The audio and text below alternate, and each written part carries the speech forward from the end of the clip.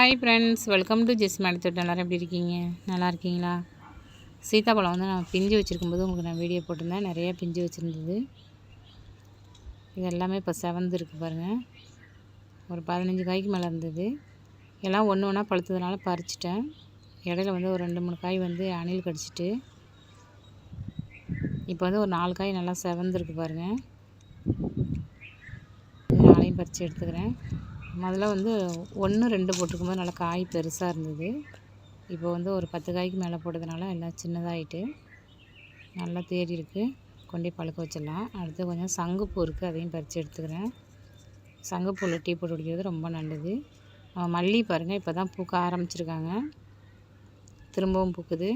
இப்போ பூத்து ஓஞ்சிட்டு திரும்ப மறுபடியும் இப்போ பூக்க ஆரம்பிச்சிருக்கு முட்டுகள் வச்சு.